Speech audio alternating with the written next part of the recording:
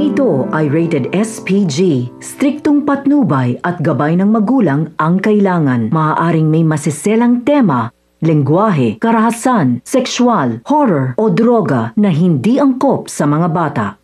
Dahil sa pagkakapatay ni Tanggol kay Bong ay siya na ang bagong magiging hari ng selda at mababago na ang pakikitungo ng kanyang mga kasamahang inmate kay Tanggol at sa kanyang mga kaibigan. Ging ang mga batang Divisoria ay makikipagkasundo na rin sa mga batang Quiapo dahil wala na nga ang kanilang leader na si Bong. Sa kabilang banda, agad naman tinanggap ni Tanggol ang alok ni Chief Espinas na pumalit si Tanggol kay Bong bilang hitman sa mga tiwali at kriminal sa labas. Naisip rin ni Tanggol na pagkakataon niya na ring mabisita ang kanyang pamilya at si Mokang. Unti-unti namang nahulog ang loob ni Bubbles kay Tanggol dahil sa palagi niya itong kasama. At kahit may nangyari sa kanila ni Tanggol, ay alam ni Tanggol sa kanyang sarili na si Mokang pa rin ang tinitibok ng kanyang puso. Kung kaya't gagawa siya ng paraan para balikan ito sa kanilang bahay.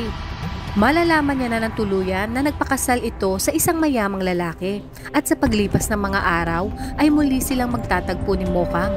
Hihingi siya ng pagkakataon na baka pwedeng maging sila. Ngunit igigiit ni Mokang na magiging komplikado na ang lahat lalo pa ngayon na tila unti-unti na rin siyang napapamahal kay Alberto. Dahil sa pinapakitang kabutihan nito sa kanya, hanggang sa magkita nga ang tunay na mag-ama na siyang ikinagulat ni Mokang na ang kanyang napangasawa pala ang siyang tunay na ama ni Tanggol.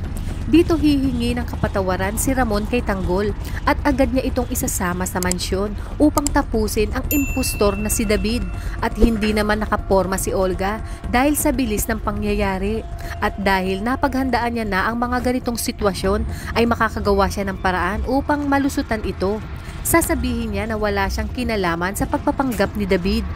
At tuluyan nitong iiwan sa ere si David, ngunit si Tanggol mismo ang magpapatunay na may kinalaman si Olga dahil sa pagpapanggap nito na beng sa kanilang pamilya at gustong-gusto siya nitong paalisin sa mansyon nang minsang makita siya nito sa labas ng mansyon.